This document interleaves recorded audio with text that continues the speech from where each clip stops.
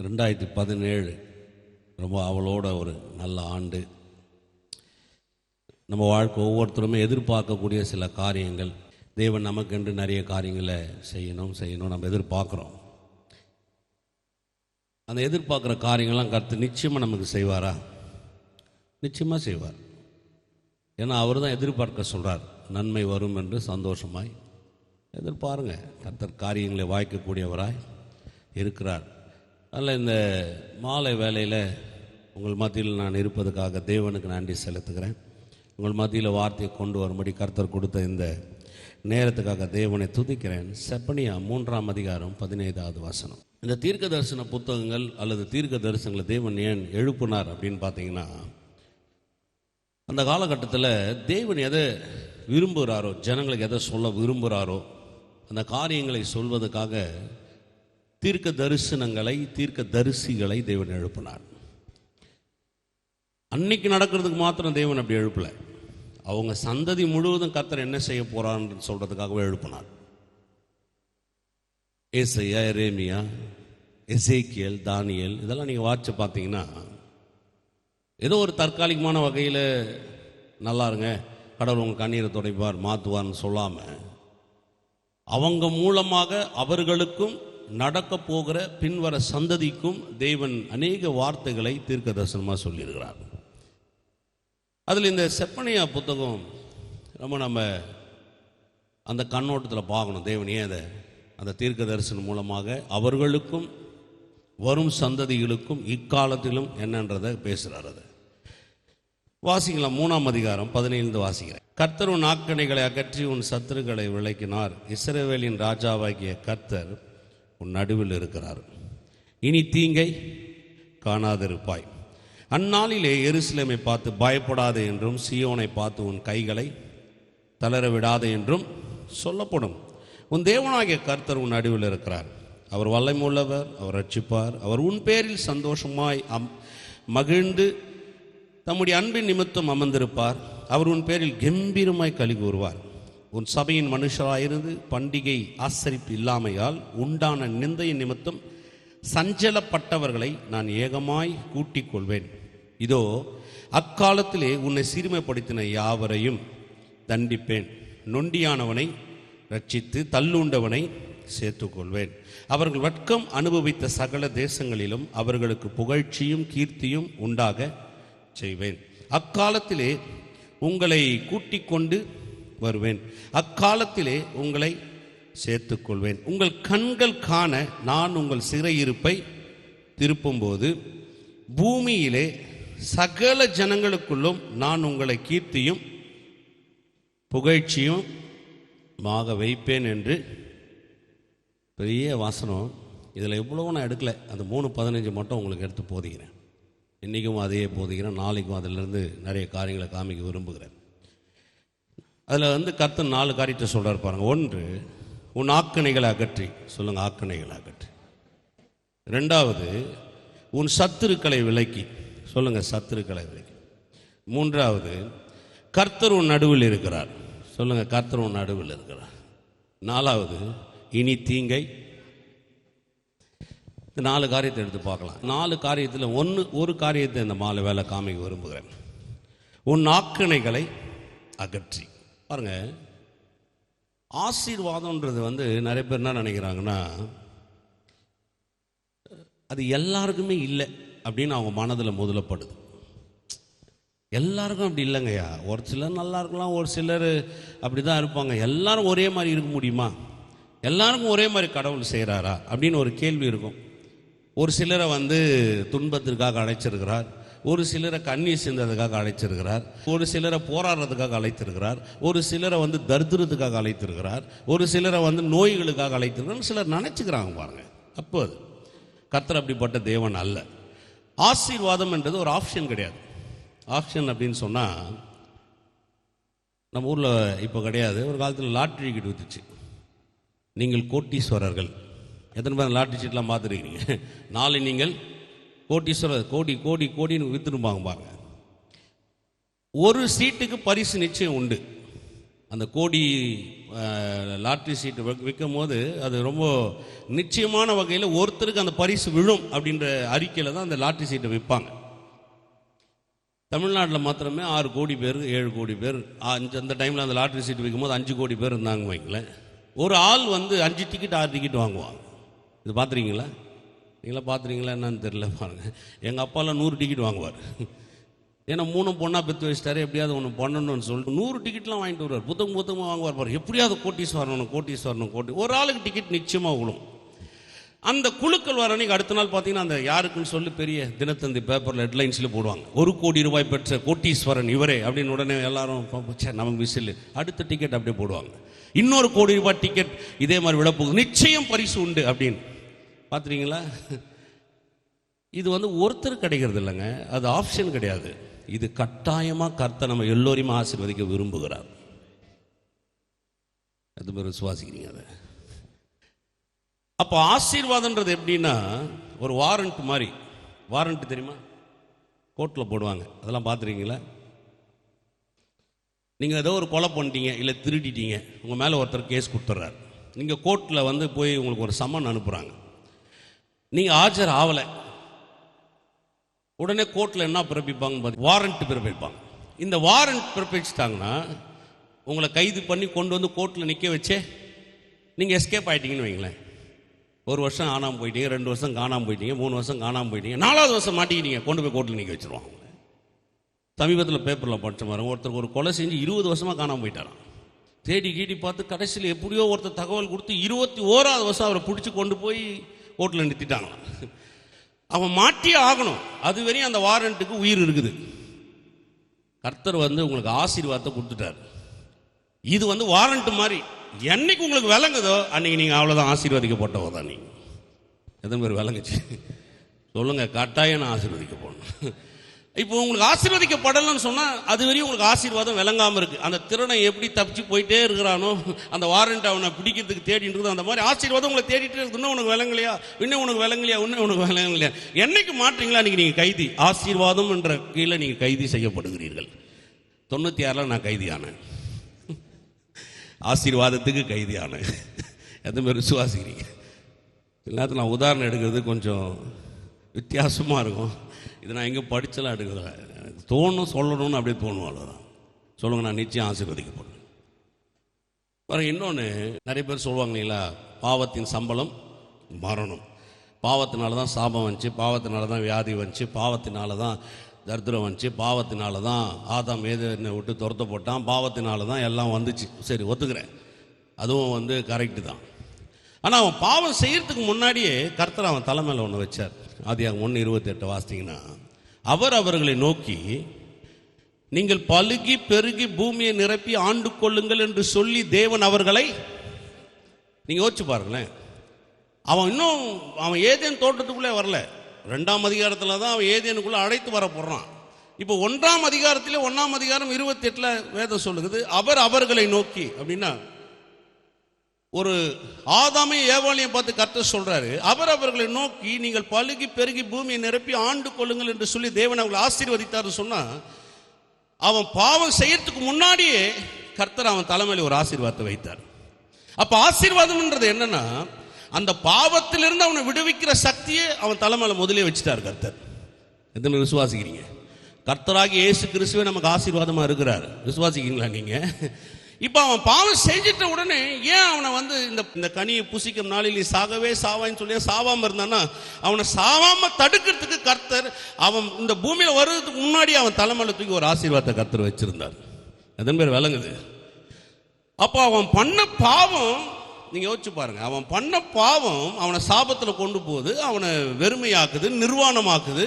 அவனை ஏதேனிலிருந்து வெளியில கொண்டு போய் விடுது, அவனை சாபத்துக்குள்ளாக கொண்டு போகுது, வியாதியை முளைப்பிக்குது, இதெல்லாம் பண்ணுது, முள்ளும் குறுக்கும் முளைப்பிக்குது, வியாதியில் அவனை கொண்டு போகுதுன்னா அவன் தலைமையில வச்ச ஆசீர்வாதம் என்னாச்சு? நீங்கள் பலுகி பெருக்கி பூமியை நிரப்பி ஆண்டு கொள்ளுவீர்கள் என்று சொல்லி தேவன் அவர்களை, பொய் சொல்ல தேவன் ஒரு மனிதன் அல்ல, மனமான அவர் மனுப்புத்திரன் அல்ல. அப்போ அவன் பாவம் செய்யறதுக்கு முன்னாடியே ஆசீர்வாதம் தூக்கி அவன் தலைமையில வச்சார். இப்ப நான் உங்களை கேட்கிறேன், ஆசீர்வாதம் பெருசா சாபம் பெருசா? அப்ப அவன் செஞ்ச அந்த சாபத்தை விட அவன் தலைமையில இருக்கிற ஆசீர்வாதம் அவனை எந்த அளவுக்கு கொண்டு போய் சேர்க்கும் பாருங்க. அதனாலதான் அவன் தலைமையில இருந்த ஆசீர்வாதம் வல்லமை உள்ளதா இருந்ததுனாலதான் குமாரன் இந்த பூமியில இறங்கி வந்தார். 2 கொரிந்தியர் 8:9 சொல்லு பாருங்க, அவர் ஐஸ்வர்யம் உள்ளவரா இருந்தும் கல்வாரி சிலுவையில நாம் ஐஸ்வர்யம் ஆக வேண்டும் என்பதற்காக அவர் தரித்திரமானார். அப்போ அவர் அந்த ஆசீர்வாதம் அவன் தலைமையில மனுஷன் மேல அவர் வச்சுட்டார். இது மனுஷன் வாழ்க்கையில நிறைவேறணும். அப்போ கர்த்தர் சொன்னது நிறைவேறாம மனுஷன் செஞ்சது அவன் வாழ்க்கையில நிறைவேறுச்சுன்னு சொன்னா கர்த்தரை விட மனுஷன் வல்லமை உள்ளவனா இருக்கிறான். எத்தனை நான் சொன்னது வழங்குது? மனுஷன் பாவம் பண்ணாங்க, மனுஷன் பாவம் பண்ணான். அப்ப அவன் பாவம் பண்றதுக்கு முன்னாடி கர்த்தர் அவன் தலைமையில வச்ச ஆசீர்வாதத்தின் விளைவு என்ன? அப்போ மனுஷன் செஞ்ச பாவம் இவ்வளவு வல்லமை வேலை செய்யும் சொன்னா கர்த்தர் அவன் பாவம் செய்யறதுக்கு முன்னாடி அவன் தலைமையில வச்ச ஆசீர்வாதத்தின் வல்லமை என்ன? எதுவுமே நான் சொன்னது விளங்குது? விளங்குன மட்டும் ஒரு அல்லேலூயா சொல்லுங்க. அப்போ அது வேலை செய்யுமா? வேலை செய்யாதா? வேலை செய்யும். அப்போ மனுஷன் மேல கர்த்தர் ஒரு நன்மையை பிறப்பிக்கணும்னு விரும்புகிறார். அப்போ ஆசீர்வாதம்ன்றது எப்படி வரணும்னா முதல்ல நல்லா தெரிஞ்சுங்க. அதனால தான் இந்த சில நேரத்தில் இந்த நம்பிக்கை இல்லாமல் நான் பிரசங்கம் பண்ணவே மாட்டேன். எந்த ஒரு வார்த்தை பிரசங்கம் பண்ணாலும் முதல்ல ஒரு உறுதி இருக்கணும்னு நான் நம்புவேன். இன்னைக்கு கூப்பிட்டு ஒருத்தருக்கு சொல்கிறேன், நிச்சயமாக உனக்கு கடவுளை ஆசீர்வதிப்பார். நான் சொன்னேன்னா அது நிச்சயமாக எனக்கு ஒரு நம்பிக்கை இருக்கணும். வேதத்தின் மூலமாக, அவருடைய வார்த்தையின் மூலமாக, பரிசுத்த ஆவியின் மூலமாக எனக்கு என்ன வேணுங்க? ஒரு நம்பிக்கை வேணும். நம்பிக்கை இல்லாமல் நான் என்ன பண்ண முடியாது. இங்கே வாசித்து பாருங்க, 1வது வசனம். அந்த 1வது வசனத்தில் 1வது வரி, கர்த்தர் உன் ஆக்கினைகளை சொல்லுங்க, ஆக்கினைகளை அகற்றி. பக்கத்தில் பார்த்து சொல்லுங்க, ஆக்கினைகளை அகற்றின்னு சொன்னா ஒரு மனுஷன் ஆசீர்வாதத்துக்கும் தண்டனைக்கும் பாத்திரனா இருக்க முடியாது. இப்போ எனக்கு ஒரு புள்ள இருக்கிறான்னு வச்சுங்களேன், நான் பெரிய கோட்டீஸ்வரன், பாண்டிச்சேரியில் நான் தான் பெரிய கோட்டீஸ்வரன். இன்னைக்கு இல்லைனாலும் ஒரு நாளைக்கு ஆயிடுவேன். நீங்கள் நம்புறீங்களோ இல்லையோ, எனக்கு விசுவாசம் இருக்குது. பூமியில் உள்ள அம்சங்கள்லாம் உனக்குள், பூமியில் தானே பாண்டிச்சேரி இருக்குது, வானத்தில் இருக்குது பாருங்க. ஒரு நாள் பாண்டிச்சேரியில் பெரிய பணக்காரன் ஆகிட்டேன்னு வச்சிங்களேன். இப்போ என் பிள்ளை, எனக்கு ஒரு பிள்ளை இருக்குது, அந்த பிள்ளை ஒரு தப்பு பண்ணிடுது, ஒரு கொலை பண்ணிடுதுன்னே வச்சுங்க. இந்த பிள்ளையை கொண்டு போய் ஜெயிலில் போட்டுருக்குறாங்க. இப்போ அந்த பிள்ளைக்கு தண்டனை வழங்கியாச்சு. இந்த பிள்ளை செய்த தண்டனைக்காக 14 வருஷம் இந்த பிள்ளை தண்டனை தான் ஜெயிலில் அனுபவிக்கணும்னு போட்டுடுறாங்க. இப்போ என் பிள்ளை 14 வருஷம் ஜெயிலில் இருக்குது. இப்போ நான் பாண்டிச்சேரிக்கு என்ன ஆளு? பெரிய பணக்காரன். இப்போ என் பிள்ளைக்கு நான் ஒவ்வொரு வேலையும் சோறு கொண்டு போய் கொடுக்க முடியாது. மாதத்துக்கு ஒரு முறை நான் போய் என் பிள்ளை என்ன பண்ணலாம், பார்க்கலாம். அந்த மாதத்துக்கு ஒரு முறை என் பிள்ளையை நான் போய் பார்க்கும்போது எனக்கு எந்த அளவுக்கு என் பிள்ளைக்கு ஒரு உணவு அளிக்க வேண்டும் என்று எனக்கு ஒரு அனுமதி வழங்கப்படுகிறதோ அந்த அளவுக்கு என் பிள்ளைக்கு நான் உணவை என்ன பண்ண முடியும். நான் சொல்றது விளங்குதா விளங்குலீங்களா? அப்போ என் பிள்ளைய நான் போய் பார்க்கணும்னு சொன்னா கூட அந்த பிள்ளை தண்டனைக்கு உட்பட்டு இருக்கிறபடினால இப்போ நான் எவ்வளவு பெரிய ஆளா இருந்தாலும் அந்த பிள்ளையை என்னால் பரிபூர்ணமாக ஆசீர்வதிக்கவே, நன்மை செய்யவே முடியாது. இப்போ கர்த்தர் நம்ம வாழ்க்கையில ஒரு பரிபூர்ணமான நிறைவை கொண்டு வரணும்னு சொன்னா முதலாவது வழங்கணும் பாருங்க. நான் தண்டனைக்கு உட்பட்டவனா இருந்தேன்னு சொன்னா என்னை பரிபூர்ணமாக கடவுளால் ஆசீர்வதிக்கவே முடியாது. அப்போ ஆக்கனை அகற்றினாதான் பரிபூர்ணமான ஆசீர்வாதங்களை எனக்கு தேவனால செய்ய முடியும். அப்போ அந்த பரிபூர்ணமான ஆக்கினிலிருந்து என்னை அகற்றினால் ஒழிய நான் நிறைவுக்குள்ளாக வரவே முடியாது. மீகா 7:18 தமது சுதந்திரத்தில் மீதியானவருடைய அக்கிரமத்தை பொறுத்து மீறுதலை மன்னிக்கிற தேவரீருக்கு ஒப்பான தேவன் யார்? அவர் கிருபை செய்ய விரும்புகிறபடியால் அவர் என்றென்றைக்கும் கோபம் வையார். பாருங்க, நான் சொன்னேன் இல்லைங்களா, ஒவ்வொரு தீர்க்கதரிசியும் ஒவ்வொரு தீர்க்க தரிசனத்தையும் அந்த காலகட்டத்துக்கு சொல்றதுக்கு மாத்திரம் தேவன் எழுப்பல. நம்முடைய வருங்காலங்கள் வெறியும் சந்ததிகள் வெறியும். இப்ப சொன்னார் இல்லைங்களா பாஸ்டர் சுந்தரராமன் சொல்லும் போது 1000 தலைமுறை வரையும் அவர் நம்மளை என்ன பண்றாராம். அப்போ நீங்க யோசிச்சு பாருங்க, ஒரு ஆதாம அவர் சிருஷ்டிக்கும் பொழுது ஆதாம மாத்திரம் அவர் அப்படியே சிருஷ்டிக்கல. ஆதாமுக்குள்ளது நம்ம எல்லாருமே வந்தோம். ஏன்னா ரோமர் 5:17 சொல்லுது பாருங்க, ஒரு மனிதன் நிமித்தம் பாவம் பிரவேசித்ததுனால அந்த பாவம் மனுஷனை ஆண்டு கொண்டது. எத்தனை மனுஷன் மூலமா பாவம் உள்ள வந்துச்சு? ஒரு மனுஷன் மூலமா பாவம் பிரவேசித்து அந்த பாவத்தின் மூலமா மனுகுலம் மூலமா அது மரணம் அவனை ஆண்டு கொண்டதுன்னு வேதம் சொல்லுது ரோமர் 5:17. அப்ப அந்த ஒரு மனுஷனை சிருஷ்டிக்கும் பொழுது நம்ம எல்லோரையும் கர்த்தர் அந்த ஒரு மனிதனுக்குள்ளாக விதையாக வைத்திருந்தார். இப்ப அந்த ஒரு மனிதனுக்குள்ள நம்ம எல்லாரும் வரோம். அப்ப தேவன் ஒரு வாக்கு தத்தத்தையோ ஒரு தீர்க்க தரிசனத்தையோ ஒரு தீர்க்க தரிசியோ எழுப்பி சில வார்த்தைகளை அவர் சொல்லும் போது அது ஒரு ஆளுக்கு உட்பட்டதல்ல, அது அந்த மனிதனுக்கும் வருங்கால சந்ததிக்கும் உட்பட்டது. வாசிக்கலாம் பாருங்க. தமது சுதந்திரத்தில் மீதியானவருடைய அக்கிரமத்தை பொறுத்து மீறுதல்களை மன்னிக்கிற தேவரீருக்கு ஒப்பான தேவன் யார்? அவர் கிருபை செய்ய விரும்புகிறபடியால் அவர் என்றென்றைக்கும் ரெண்டு தான் செய்ய முடியும். ஒன்று உங்களை தண்டிக்கணும், இல்லை உங்களை மன்னிக்கணும். உங்களை மன்னிக்கணும்னு சொன்னா உங்களை தண்டிக்க முடியாது. உங்களை தண்டிக்கணும்னு சொன்னா மன்னிக்கணுன்ற வார்த்தைக்கு அங்கே அர்த்தமே கிடையாது. அப்போ அவர் உங்களுக்கு ஒரு மன்னிப்பு அருளணும்னு சொன்னா முதல்ல அதை நம்ம நல்லா விளக்கணும் பாருங்க. நம்ம மேல இருக்கிற ஆக்கணியை முதல்ல விளக்கணும். அப்போ அந்த ஆக்கணியை விளக்குனாதான் மன்னிப்பு எனக்கு உறுதியாகும். அந்த மன்னிப்பு உள்ள வந்தாதான் என் வாழ்க்கையில் நான் நிறைவுக்குள்ள போகவே முடியும். அதனாலதான் வேதம் சொல்லுது பாருங்க, அவர் கிருபை செய்ய விரும்புகிறபடியால் அவர் என்றென்றைக்கும் கோபம் வையார். அவர் திரும்ப நம்மேல் இறங்குவார். நம்முடைய அக்கிரமங்கள் எல்லாம் அடக்கி நம்முடைய பாவங்கள் எல்லாம் சமுத்திரத்தின் ஆழங்களில் போட்டு விடுவார். தேவரீர் பூர்வ நாட்கள் முதல் எங்கள் பிதாக்களுக்கு ஆணையிட்ட சத்தியத்தை யாக்கோப்புக்கும் கிருபையை ஆபிரகாமுக்கும் கட்டளையிடுவீராக. பாருங்க, மீகா தீர்க்கதரிசி அப்படிதான் முடிகிறார். அது அவர் என்ன சொல்ல வர்றாரு? அக்கிரமத்தை பொறுத்து மீறுதலை மன்னிக்கிற தேவரீருக்கு ஒப்பானவர் யாருமே கிடையாது. அதனாலதான் அவர் அப்படி சொல்றாரு பாருங்க. அப்ப நம்ம மேல இருக்கிற ஆக்கணையை முழுமையான வகையில அகற்றினாதான் நம்மளை பரிபூர்ணமான வகையில் அவரால் ஆசீர்வதிக்கவே பட முடியும். அப்ப நான் உங்களை கேட்கிறேன், உங்க மேல ஆக்கணை இருக்குதா, ஆசீர்வாதம் இருக்குதா? அப்ப நம்ம மேல இருக்கிற முழுமையான ஆக்கணை எப்படி அகற்றினாரு? 2 கொரிந்தியர் 5:17 சொல்லுது, பாவம் அறியாதவர் நமக்காக பாவமாக்கப்பட்டார், நீதி அறியாத நாம் அவராலே நீதிமானாக்கப்பட்டிருக்கிறோம். அப்போ நம்முடைய அக்கிரமத்தை அகற்றிட்டாரு. இப்போ நம்மளுக்கு வர வேண்டிய ஆக்கணை எல்லாம் அகற்றிட்டாரு. அதனால நிச்சயமா சொல்றேன், நம்ம வாழ்க்கையில் நாம் ஆசீர்வதிக்கப்படுவது என்றது யாராலையும் தடுக்க முடியாது. எதுவுமே விசுவாசிக்கிறீங்க? ஜுவான் நிச்சயமா சொல்றீங்களா? 100% நிச்சயமா சொல்றேன். உண்மையிலே எனக்கு நடக்கும்னு நினைக்கிறீங்களா? 100% நிச்சயமா நடக்கும். ஏன்னா ஆக்கணை அகற்றி சொல்லுங்க, ஆக்கணை அகற்றி.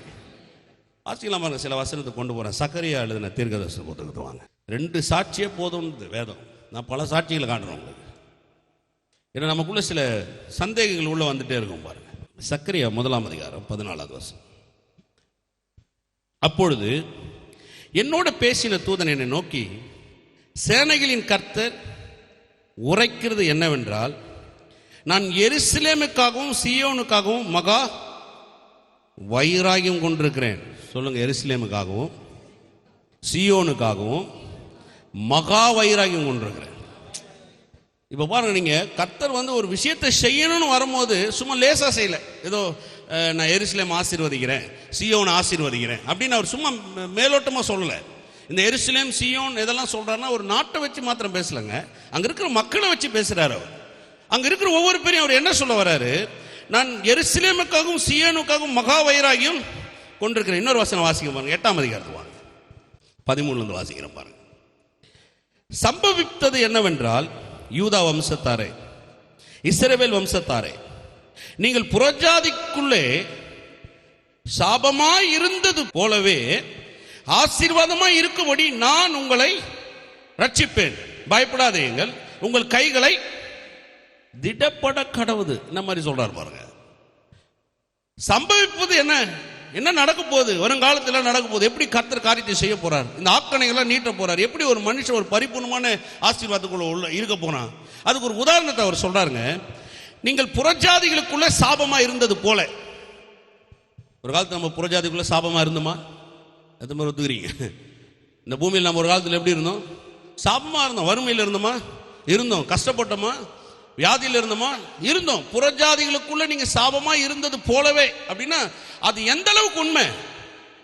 நீங்க இந்த கர்த்தராகிய இயேசு கிறிஸ்துவை தெரிந்து கொள்ளறதுக்கு முன்னாடி ஆக்கினை தீர்ப்பு உங்க தலைமையில் இருக்கும் பொழுது நீங்க எவ்வளவு கஷ்டப்பட்டு இருந்தீங்களோ அது எந்த அளவுக்கு உண்மையோ இருந்தது போலவே, சொல்லுங்க, இருந்தது போலவே ஆசீர்வாதமா இருக்கும்படி நான் உங்களை ரட்சிப்பேன், பயப்படாதீங்கள், உங்கள் கைகள் திடப்பட கடவுது. நீ அந்த சாபத்தில் இருந்தது எந்த அளவுக்கு உண்மைன்றதை நீ ஒத்துக்கொள்றியோ அதை விட பல மடங்கு நான் உன்னை ஆசீர்வதிப்பது நிச்சயம். அதே மாதிரி ஒத்துக்கொள்றீங்க. அப்ப நம்ம புறஜாதிகளுக்குள்ள சாபமா இருந்தோமா? இருந்தோம். அப்ப கர்த்தராகிய இயேசு கிறிஸ்துக்குள்ள வரும்பொழுது அங்க சாபமா இருந்தது போலவே அப்படின்னு சொன்னா அது எவ்வளவு நிச்சயமா உங்க வாழ்க்கையில் இருந்ததோ, எவ்வளவு கஷ்டப்பட்டீங்களோ, எவ்வளவு வேதனைப்பட்டீங்களோ, எவ்வளவு கண்ணீர் சிந்தினீங்களோ, எத்தனை முறை தலை குனிஞ்சீங்களோ, எத்தனை முறை அவமானப்பட்டீங்களோ, அதை விட கர்த்தர் இப்ப என்ன பண்ண போறாரு? பல மடங்கு உங்க வாழ்க்கை உயர்த்த போறாரு. நல்லங்கதா உங்களுக்கு? நம்ம என்ன நினைக்கிறோம் பாருங்க, கர்த்தர் நம்ம சாபமா இருந்ததை ஒத்துக்கிறோம். கஷ்டப்பட்டு, நான் ரொம்ப கஷ்டப்பட்டுருக்கேன் பாருங்க, தோல்வியினுடைய கடைசி முனையில் இருந்தவன் நான்லாம். சாப்பாட்டு கஷ்டப்பட்டுருக்கிறேன். அபிநயா சொன்ன மாதிரி இந்த சத்தியத்தினால மேலே வந்தேன். இந்த சத்தியத்தின் மூலமாக இன்றைக்கி நான் இங்கே நிற்கிறேன். ஒரு காலத்தில் நான் ஒரு ரட்சிக்கப்பட்ட புதுசில் 97, 96, 97 நீங்கள் பார்த்தீங்கன்னா 1000 ரூபாய் ஒரு சபையில் வேலை செஞ்சுருக்கேன். ஒரு மாதம் போல் வேலை செஞ்சேன். எவ்வளோ?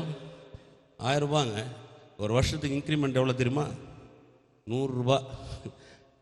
4 வருஷம் வேலை செஞ்சுருக்கேன். யோசிச்சு பாருங்கள், 1000 ரூபாய் சம்பளம், 100 ரூபாய் இன்க்ரிமெண்ட்டு, 4 வருஷம் வேலை செஞ்சிருக்கேன். உள்ள ஒரு எண்ணம் இருக்கும், கர்த்தர் எனக்கு ஏதோ ஒரு பெரிய காரியத்தை செய்ய போகிறேன். ஏதோ உள்ளுக்குள்ளே என்னை அறியாமல் உள்ள ஒரு எண்ணம் இருக்கும். என் வாழ்க்கையில் ஏதோ கர்த்தர் என்னை செய்யும்படி அழைத்திருக்கிறார். ஏதோ ஒரு காரியத்தை என்னை காட்ட முடியல, என்னை கொண்டு வந்திருக்கிறார். அந்த காலகட்டங்களில் அந்த 4 வருஷத்தில் எங்கள் வீட்டில் என்னை பார்த்து சிரிக்காதவங்களே கிடையாது. எங்கள் அம்மாலாம் வந்து சொல்லுவாங்க, பத்திரிக்கை எட்டு வந்து கையில் கொடுத்துட்டு சொல்லுவாங்க, கல்யாணத்துக்கு வந்துடாத. ஏன் தெரியுங்களா? கல்யாணம் இருக்குன்னு நீ தெரிஞ்சு ஒரு வேளை வந்துட்டீங்கன்னா 4 பேர் மத்தியில் நீ கிறிஸ்துவன் ஆயிட்டேன்னு என்னால் அவமானப்பட முடியாது. அதனால கல்யாணம் இருக்குன்னு முதலே உனக்கு கார்டை கொடுக்குறேன், நீ இந்த கல்யாணத்துக்கு என்ன பண்ணாத. நீங்கள் அந்த அம்மா முதல் ரோல உட்காந்து கை தட்டி டான்ஸ் ஆடிட்டு இருப்பாங்க. நான் சொல்றது புரியுதா உங்களுக்கு? அப்போ நான் சாபமாக இருந்தேனா? இருந்த புறஜாதிகளுக்குள்ள என் வாழ்க்கை அப்படி இருந்துச்சா? இருந்தது. கஷ்டப்பட்டனா? இருந்தது. புறஜாதிகளுக்குள்ளே நீ சாபமா இருந்தது போலவே நான் உன்னை ஆசீர்வாதமா வைக்க போறேன்றார். அது எந்த அளவுக்கு உங்க வாழ்க்கையில் உண்மையா இருந்துச்சு பாருங்க. எத்தனை பேர் நீங்க வாடகை வீட்டில் இருக்கிறீங்க? மற்றவங்களாம் சொந்த வீட்டில் இருக்கீங்க. 1, 2, 4 பேர் தான் வாடகை வீட்டில் இருக்கிறாங்க. பாஸ் பரவாயில்ல, கர்த்தர் ரொம்ப நல்லவர். நான் ஜெபம் பண்ண போறேன், அதனால உண்மையா கை தூக்குனீங்கன்னா கர்த்தர் உங்களுக்கு சொந்த வீடு தருவார். எத்தனை பேர் வாடகை வீட்டில் இருக்கிறீங்க? பார்த்தீங்களா? 90% வாடகை வீட்டில் தான். வாடகை வீட்டில் இருக்கிறது எவ்வளோ கஷ்டம் தெரியுமா? தெரியுமா? நாங்கள் ஒரு வீட்டில் இருந்தோம் பாருங்க. அப்போ நான் 4வது நான் படிச்சுட்டு இருக்கேன். அந்த வீட்டுக்கார அம்மா பேர் என்னால் மறக்கவே முடியாது, சரோஜா அம்மான்னு. 4வது படிச்சுட்டு இருக்கேன் நான். இப்போ எனக்கு 42 வயசு இருக்கு. யோசிச்சு பாருங்க, அப்போ என்ன மாதிரி கொடுமை பண்ணியிருக்கோம் அந்த அம்மா. 8 மணிக்கு நேரம் போய் மெயின் சுவிட்ச் ஆஃப் பண்ணிவிடும். 8 மணிக்கு மேலே உங்கள் வீட்டில் கரண்ட்டே இருக்கக்கூடாது, கரண்ட் முடியாது அப்படின்னு பண்ணிடும் பாருங்க. 8 மணிக்கு மேலே நீங்கள் மெழுகுவத்தி ஏற்றி வச்சா ஒரு வேலை இருக்கணும்னா மெழுகுவத்தி ஏற்றி இல்லை, 8 மணிக்கு தூங்கிடணும் நீங்கள் எல்லாரும். சத்தமாக ஓடினீங்கன்னு வச்சுங்க, சனிய சனிய எப்படி ஓடுது பாரு. இதெல்லாம் பெத்து போட்டு விட்டுருக்குறாங்க பாருங்க. என்னென்ன ஞாபகம் இருக்குது பாருங்க. அது சாபமா ஆசீர்வாதமா? அது சாபம். மாதம் மாதம் பாருங்க, எப்படியாவது வீட்டு வாடகை கொடுக்கணும். சாபம். பிள்ளைங்களை நல்லா படிக்க வைக்கிறதுக்கு போராட வேண்டியதாக இருக்குது. ஒரு நல்ல ஸ்கூலில் சேர்க்கணும்னா நிறைய அதுக்காக நான் ஸ்பெண்ட் பண்ண வேண்டியதாக இருக்குது. பணம் இல்லை, படிக்க வைக்க முடியல. சமீபத்தில் பாருங்கள், ஏதோ ஒரு ஊருக்கு மீட்டிங் போயிருந்தேன். ஊத்தங்கரையை தான் கிராஸ் பண்ணேன். ஒரு பெட்ரோல் பங்கில் டீசல் போடலான்னு போகிறேன். அந்த பையனை பார்த்தவொடனே மனதில் ஏதோ பேசணும்னு தோணுச்சு பாருங்க. சின்ன பையன். என்ன தம்பி, படிக்கிற வயசில் ஏன் இவ்வளோ என்ன, நான் டிப்ளமோ படிச்சிருக்கிறேண்ணே, ஃபைனல் இயர் படிக்க முடியல, என்கிட்ட காசு இல்லைண்ணே.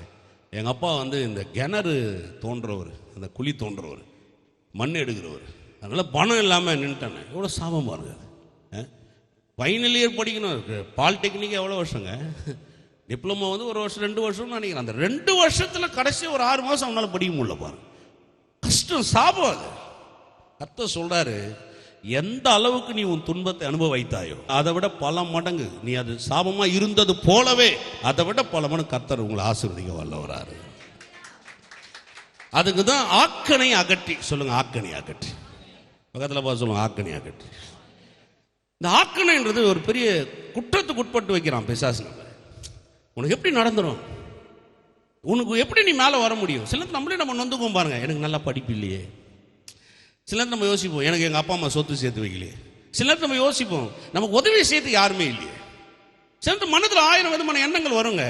இந்த உலகத்தில் நமக்குன்னு அக்கறை காட்ட அன்பு காட்ட யாருமே இல்லையே. இதெல்லாம் என்ன எண்ணம் தெரியுங்களா? நம்ம ஏங்கி நிற்கிறோம். கர்த்தர் சொல்றார் உனக்கு யாருமே வேணாம், உன் ஆக்கனை உன் மேல இருந்து விளங்குச்சுன்ற எண்ணம் உனக்கு வந்துட்டோம், நீ 4 பேருக்கு உதவி செய்ய போற. நீ அது மாதிரி விளங்குது. எவ்வளவு பேர் வார்த்தை பாருங்க. வாசிக்கல இன்னொரு இடத்துக்கு போகலாம் பாருங்க. அதுலயே 8:13 வாச்ச 14-15 வாசிக்கிறேன். சேனைகளின் கர்த்தர் சொல்லுகிறது என்னவென்றால், உங்கள் பிதாக்கள் எனக்கு கோபம் ஊட்டின போது நான் உங்களை தண்டிக்க நினைத்து மனம் மாறாமல் இருந்தது போல. சொல்லுங்க, அந்த போலன்ற வார்த்தை ரொம்ப முக்கியம். அங்க சாபமா இருந்தது போலன்றாரு இல்லையா? இங்க என்ன சொல்ல வராரு? முற்பிதாக்கள் என்ன பண்ணாங்களோ கோபம் ஊட்டிட்டாங்க. முற்பிதாக்கள் வந்து அவருக்கு விரோதமா பண்ணாங்க பாருங்க. எங்க தாத்தா பாட்டியே எடுத்துங்க. இதை பைபிளில் முற்பிதாக்கள் சொல்லும் போது அப்படியே பைபிள் வம்சத்தில் வருது. நம்முடைய முற்பிதாக்கள் கூட எடுத்துங்க.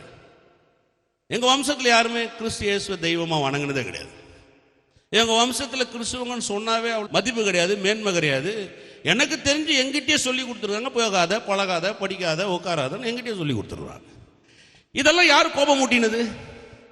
கர்த்தர் கோபம் ஊட்டினதுங்க. இப்ப அவர் தண்டிக்கணும்னு நினைச்சிருந்தா நீங்களும் நானும் இந்த பூமியில வந்திருக்கவே சாபமாயிரு போயிருப்போம். நம்ம எல்லோருமே ஒண்ணுமே இல்லாம போயிருப்போம். நம்ம வம்சத்தை நீங்க என்னீங்களே, நம்ம வம்சத்தை அவர் அழிச்சிருந்தானா நீங்களும் நானும் இன்னைக்கு பூமியில பிறந்திருக்கவே முடியாது. அதை தான் சொல்றாரு பாருங்க. சேனைகள் கர்த்தர் சொல்லுகிறது என்னவென்றால், உங்கள் பிதாக்கள் எனக்கு கோபம் ஊட்டின போது நான் உங்களை தண்டிக்க நினைத்தேன், ஆனா மனம் மாறாமல் இருந்தது போல. தண்டிக்க நினைச்சிட்டு நான் மனம் மாறாமல் இருந்தது போல இந்த நாட்களில் எருசலேமுக்காகவும் யூதாவுக்காகவும் நன்மை செய்யும்படி திரும்ப நினைத்தேன், பயப்படாதீங்க. எத்தனை பேர் விசுவாசிக்கிறீங்க பாருங்க? எவ்வளவு பெரிய விஷயம் பாருங்க. நான் மனம் மாறாம இருந்தேன், அதே மாதிரி இப்போ உங்களுக்கு நன்மை செய்யும்படி நான் மனம் மாறாமல் இருப்பேன்றார் கர்த்தர். எத்தனை பேர் விசுவாசிக்கிறீங்க சொல்லுங்க? நன்மை செய்யும்படி அவர் மனம் மாறாமல் இருப்பார். விசுவாசிக்கிறீங்களா? எத்தனை பேர் விசுவாசிக்கிறீங்க? அல்லேலூயா. சும்மா நினைக்காதீங்க கர்த்தர் வந்து ஏதோ ஒன்று உன் கண்ணீரெல்லாம் நான் தொடங்கிறேன்னு அப்படியே ஒரு கட்சி இப்போ பக்கத்தில் வச்சுக்கின்னு நீங்கள் அழும் போதெல்லாம் அப்படியே காபிரியல் கிட்ட கொஞ்சம் கொஞ்சமாக தொடச்சுன்னு வாப்பா, எப்போ அழுது முடியுதோ அப்போ பரலோகத்துக்கு வந்து சேரு அப்படின்னு சொன்னால் நீங்கள் யோசிச்சு பாருங்கள். கர்த்தர் அப்படி கண்ணீரை தொடங்கிறது இல்லை. கண்ணீரே நம்ம வாழ்க்கையில் சிந்தக்கூடாத அளவுக்கு ஆக்கணிகளை அகட்டி விட்டுறாரு அவர். இது எப்படி இருக்குது பாருங்கள். நம்ம தான் நம்ம நினைக்கிறோம் கர்த்தர் வந்து நம்ம கண்ணீர்களை எல்லாம் துடைத்து விடுகிறார். நான் யோசிச்சு எப்படி துடைக்கிறாரு? எப்படி துடைக்கிறாரு? உட்காந்து ஒவ்வொரு முறையும் உட்காந்து அல்லாத பிள்ளை அல்லாதப்பா பரவாயில்லப்பா அப்படி தான்ப்பா இருக்கும், கண்ணீர் விடாதப்பா, சரி கண்டவரே தோத்துறோம், அப்படியே கொஞ்சம் தண்ணி விடணும். இல்லைப்பா நான் தான் சொன்னேனேப்பா உன் கண்ணீரை துடைக்கிறேன். அப்படியெல்லாம் துடைக்கிறது இல்லைங்க. உங்கள் ஆக்கணியை விளக்குனாவே உன் கண்ணீர் நீங்கிடுச்சின்னு அர்த்தம். எந்த மாதிரி விளங்குது? உன் ஆக்கணைகளை விளக்கிட்டார் நீங்கள் விசுவாசிங்கனாவே நீங்கள் கண்ணீர் சிந்த வேண்டிய அவசியமே இல்லை. எனக்கு தண்டனையே இல்லை. வேதம் சொல்லுது பாருங்க என்ன மாதிரி வார்த்தை. இந்நாட்களில் சொல்லுங்க, இந்நாட்களில், இந்நாட்களில் எருசலேமுக்காகவும் யூதாவுக்காகவும் நன்மை செய்யும்படி திரும்ப நினைத்தேன், பயப்படாதே. ஆமென் சொல்லுங்க. நன்மை செய்யும்படி கர்த்தர் நினைத்தார். சுவாசிக்கிறீங்களா? நான் அதில் ஆழமாக சுவாசிக்கிறேன். கர்த்தர் நன்மை செய்ய நினைச்சிட்டாருன்னா யாராவது மாற்ற முடியுமா? சொல்ற கர்த்தரே சொல்றாரு, என் கையை யாராவது முறுக்க முடியுமான்னு கேட்குறாரு, என்னோட யாராவது வழக்காட முடியுமான்னு கேட்குறாரு. மனுஷனோட நீங்கள் மாற்றிடலாம். எனக்கு ஒருத்தர் ஒரு உதவி செய்கிறேன்னு சொன்னார் பாருங்க, ரொம்ப வருஷத்துக்கு முன்னாடி. அப்போ லேண்ட் வாங்கினேன் ஒரு 4 வருஷத்துக்கு முன்னாடி. அவர் என்ன சொன்னார், நான் வந்து உங்களுக்கு ஒரு 25 lakhs கொடுக்குறேன் அப்படின்னாரு. சரி ஒன்றும் தேங்க்ஸ் பிரதர், கடவுள் உங்களை ஆசீர்வதிப்பார். இடையில ஏதோ ஒரு பிரச்சனை வந்துருச்சு. அவர் என்ன நினைச்சாரு, யார் என்ன சொன்னாங்களோ, என்ன அவர் காதுக்கு போச்சு, என்ன நடந்துச்சு எனக்கு தெரியாது. திடீர்னு தரமாட்டேன்ட்டார். ஐயோ தரமாட்டேன்ட்டார். என்ன அந்த ஆள் தரல, ஆனால் கர்த்தர் தந்தார். எத்தனை பேர் விசுவாசி? ஏன்னா ஆண்டவர் எப்படிப்பட்டவர்னா, நீ கொடுக்கலையா இன்னொருத்தர் எழுப்பி விட்டு போயின்னு இருப்பார். ஏன்னா அவர் பார்க்கறது என்னன்னா அவர் பணத்தை பார்க்கறது என்ன, வானத்து நிறைவும் பூமி நிறைவும் கர்த்தருடையது. இங்க கர்த்தர் சொல்றாருங்க, எவ்வளவு அருமையான வார்த்தை பாருங்க. எருசலேமுக்கும் யூதாவுக்கும் நன்மை செய்யும்படி திரும்ப நினைத்தேன். இதை யாராலையும் மாத்தவே முடியாது. நான் சொல்றேன், இந்த 2017 கர்த்தர் நன்மை செய்யும்படி உங்களை நினைச்சிட்டாரு. இதை யாராலையும் மாத்தவே முடியாது. அவ்வளவுதான். அது பிசாசா இருக்கலாம், மனுஷனா இருக்கலாம், பில்லி சூனியமா இருக்கலாம், அது எதிரியா இருக்கலாம், போட்டு கொடுக்குறவனா இருக்கலாம், உங்க காலை வாடுறவனா இருக்கலாம். யார் உங்களை வாரினாலும் சரி, கர்த்தர் உங்களுக்கு நன்மை செய்வது தான். எதுவுமே விசுவாசிக்கிறீங்க? பக்கத்தில் போக சொல்லுங்க, கர்த்தர் நன்மை செய்வார். ஏமே விசுவாசிக்கிறீங்களா? வாங்க அப்படியே 10 6-7 வாசிக்கிற பாருங்க. நான் யூதா வம்சத்தாரை பலப்படுத்தி யோசேப்பு வம்சத்தாரை ரட்சித்து அவர்களை திரும்ப நிலைக்க பண்ணுவேன். பாருங்க, இவங்கெல்லாம் கலந்து போயிட்டாங்க. யூதா வம்சத்தார், யோசேப்பு வம்சத்தார்னு சொன்னா இதெல்லாம் அந்த இஸ்ரவேல் ஜனங்களை பத்தி தான் பேசுறாரு. இவங்களை என்ன பண்றாராம்? திரும்ப நிலைக்க பண்ணுவேன். சொல்லுங்க, திரும்ப நிலைக்க பண்ணுவேன். ஒருவேளை நீங்க சில தளர்ந்து போயிருக்கலாம். 2016 வரையும் உங்க வாழ்க்கையில சில ஏதோ ஒரு வேதனையிலோ, பிரச்சனையிலோ, மன உளைச்சலையோ, வியாதியிலையோ, துரோகத்திலையோ, ஏமாத்தப்பட்டு ஏதோ ஒரு வகையில் நீங்க ஒரு மாதிரி தத்தளிப்பு ஆயிருக்கலாங்க. நான் சொல்றேன், கர்த்தர் மீண்டும் உங்களை நிலைக்க பண்ணுவார். எந்த மாதிரி விசுவாசிக்கிறீங்க? சொல்லுங்க, நான் மீண்டும் நிலைச்சு நிற்பேன். பக்கத்தில் போக சொல்லுங்க, கர்த்தர் உங்களை நிலைக்க பண்ணுவார். ஏமே, இதான் வார்த்தை பாருங்க. எவ்வளவு அருமையான வார்த்தையை கர்த்தர் எடுக்கிறார் பாருங்க. திரும்ப நிலைக்க பண்ணுவேன். நான் அவர்களுக்கு இறங்கினேன். அவர்கள் என்னால் ஒரு காலமும் தள்ளிவிட படாதவர்களைப் போல். சொல்லுங்க, ஒரு காலம். சொல்லுங்க, இனி ஒரு காலம். பக்கத்தில் போக சொல்லுங்க, இனி ஒரு காலம். இவ்வளவு நாள் உங்களை யாரா தள்ளி விட்டுருக்காங்களா? தெரியுங்களா? இனி நான் சொல்றேன், இனி உங்களை யாரும் தள்ளி விட முடியாது. கர்த்தர் உங்களை தூக்கி நிலை நிற்க பண்ண போறாரு. என்ன மாதிரி? நான் இறங்கினேன்றார் அவரு. நான் இறங்கிட்டேன், மீண்டும் அவங்களை நிலை நிற்க பண்ணுவேன். ஒரு காலமும் தள்ளிவிடப்படாதவர்களை போல் இருப்பார்கள். நான் அவர்களுடைய தேவனாகிய கர்த்தர். நான் அவர்களுக்கு சொல்லுங்க, கர்த்தர் எனக்கு செவி கொடுப்பார். வேற யாரும் உங்களுக்கு செவி கொடுக்கணும்? யாரையும் பேச்சு கேட்க எவனும் கேட்க வேணாம். கர்த்தர் கேட்கிறாரா? நீ கூடும்போது கர்த்தர் கேட்கிறாரா? உங்க பிரச்சனை நேரத்தில் கர்த்தர் கேட்கிறாரா? உங்களை இக்கட்டில் கர்த்தர் கேட்கிறாரா? வேற யாரு கேட்டா என்ன கேட்கல என்னங்க? எத்தனை பேர் விசுவாசிக்கிறீங்க? அதனால சில நினைப்போம், யாரையும் நான் பேசும்போது யாரும் கேட்கலாம் பிரச்சனை இல்லை, கர்த்தர் கேட்க வல்லவராரு. என்ன மாதிரி வார்த்தை பாருங்க. கர்த்தர் சொல்றார், நான் அவர்களுக்கு செவி கொடுப்பேன்.